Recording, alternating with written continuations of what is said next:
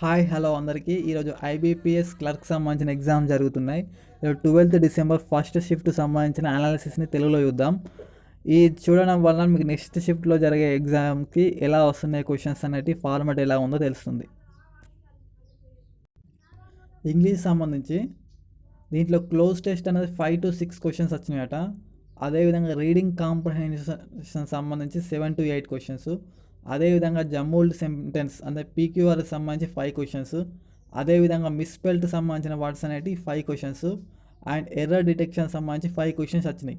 ఈ అనాలిసిస్ చూడడం వల్ల ఏంటంటే నెక్స్ట్ షిఫ్ట్లో మనకు ఎగ్జామ్స్ ఏ టాపిక్ నుండి ఎక్కువ రావచ్చు అనేది మనకు తెలుస్తుంది అన్నట్టు. సో క్లోజ్ టెస్ట్ నుండి 5 to 6 questions and reading comprehension నుండి 7 to 8 క్వశ్చన్స్.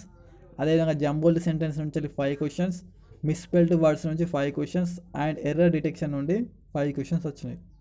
ఓకే.